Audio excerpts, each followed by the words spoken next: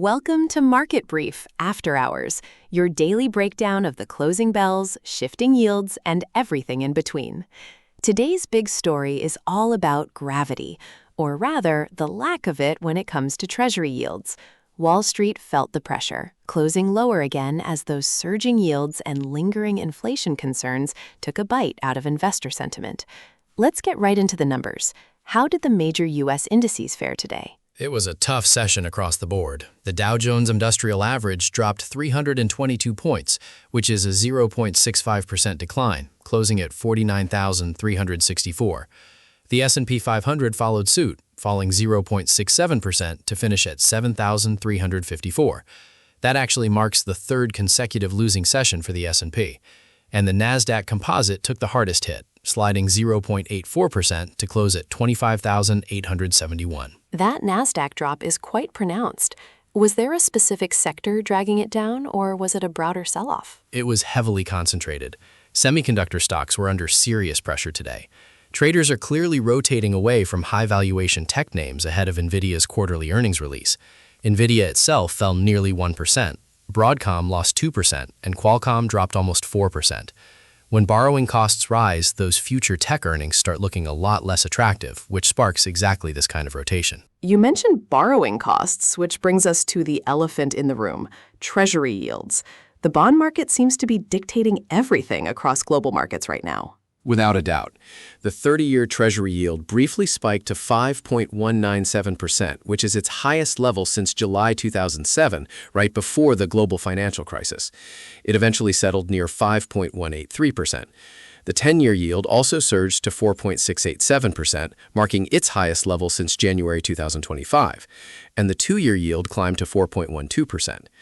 We are seeing massive sell-offs in government bonds because recent inflation reports are flashing warning signs, driven largely by surging energy costs. Speaking of energy costs, oil has been a massive driver of these inflation fears.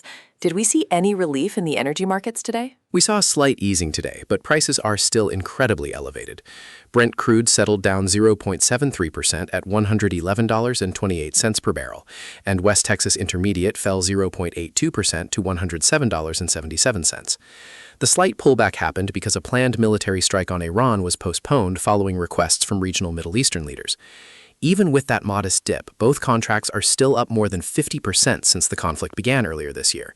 So inflation fears tied to oil are definitely not going away anytime soon. And it's not just a U.S. phenomenon, is it? Yields are climbing globally as well. Exactly. In the UK, the 30-year Gilt yield rose to 5.773%. The German 30-year Bund hit 3.684%, and Japan's 30-year yield actually reached a record high this week.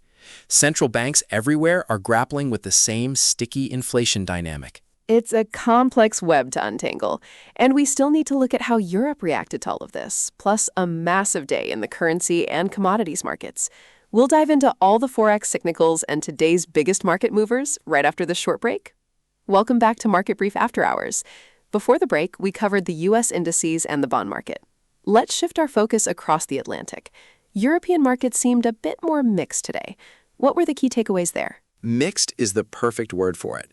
The Pan-European Stoxx 600 managed to rise almost 0.2%. Germany's DAX was a bright spot, gaining 0.38% to close at 24,401. Switzerland's SMI also performed well, advancing 0.94%. However, Italy's FTSE MIB fell 0.65%, and France's CAC 40 slipped slightly by 0.07%. The UK's FTSE 100 barely moved, edging up just 0.06%. Was there any specific news out of Germany or the UK driving these numbers? Yes, Germany confirmed plans to begin reprivatizing Uniper. Remember, the state had to launch a massive 13.5 billion euro rescue during the 2022 energy crisis, and Berlin currently holds over a 99% stake in the company. Meanwhile, the broader economic data in Europe was pretty soft. The Eurozone trade surplus shrank sharply to 7.8 billion euros in March, down from over 34 billion euros a year earlier, mostly due to a 5.5% drop in exports. And what about the UK labor data? That seemed to catch some attention today. It was a major talking point.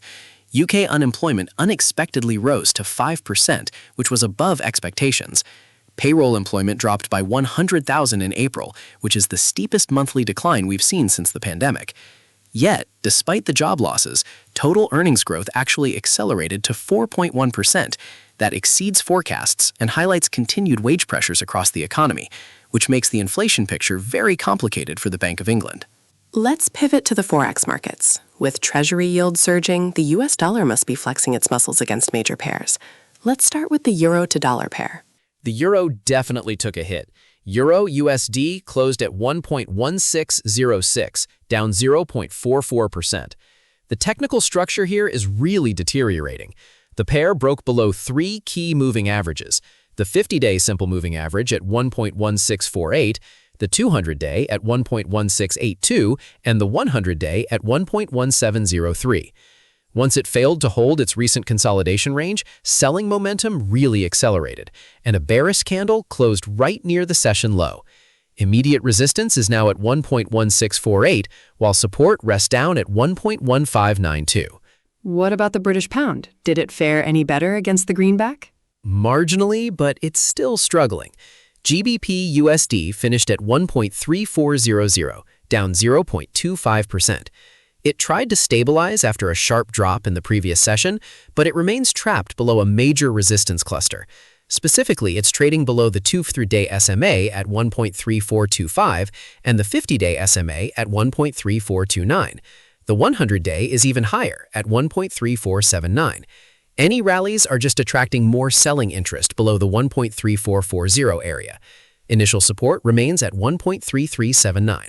Let's look at the Aussie dollar and the yen. How did they hold up under this pressure? The Australian dollar faced broad selling pressure today. AUD USD closed at 0.7108, down 0.83%. It actually dipped below its 50-day SMA at 0.7091 briefly before recovering slightly into the close. The good news for the Aussie is that it's still trading above its 100-day SMA at 0.7011 and its 200-day SMA at 0.6784, so the medium-term structure is still somewhat constructive. As for the yen, the dollar continues to dominate. USD JPY edged up 0.16% to 159.04. Those rising U.S. Treasury yields are providing massive support for the dollar against the yen. The pair is holding very comfortably above its moving averages.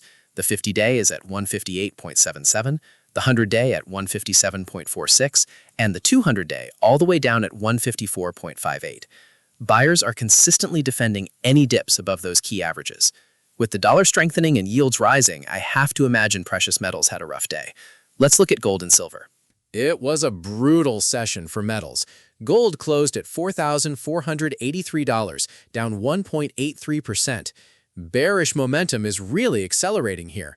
Gold broke decisively below its 50-day SMA at $4,704 and its 100-day SMA at $4,787. It is still holding above the longer-term 200-day SMA at $4,335, but liquidation pressure was intense today, with prices closing near the daily low. Silver slid even more aggressively, plummeting 4.87% to settle at $73.92. This pushed silver decisively below its 50-day SMA at $76.57. It was already beneath its 100-day SMA at $81.05. Like gold, it's still above its 200-day SMA, which sits at $64.65. But the momentum deteriorated significantly as sellers took total control following a failed rebound attempt. Clearly a risk-off environment in many asset classes today, but there are always individual stocks making big moves. Let's talk about today's market movers. Who stood out on the positive side? Agilysys had a massive day, jumping more than 12%. They issued a very strong revenue forecast for the full year, expecting between $365 million and $367 million, which easily beat expectations of $363.5 million. Shake Shack also had a great session, gaining 7%. That move was driven by heavy insider buying. 6 company insiders, including the chief executive officer, purchased about $3.2 million worth of shares, which always sends a strong signal of confidence to the broader market. And on the downside, who took a hit? Akamai Technologies dropped more than 6% today. S&P Global Ratings downgraded the company's credit rating from BBB to BBB- and attached a negative outlook. When credit ratings slip in a high interest rate environment, investors get nervous very quickly. We also saw DoorDash fall more than 4%. Reports came out suggesting that Walmart's Spark platform is expanding into restaurant delivery services. That introduces a massive new competitor into an already tight space, and the market priced in that competitive pressure immediately. It all comes back to the macro picture, doesn't it? Rising Treasury yields remain the dominant driver across global markets today.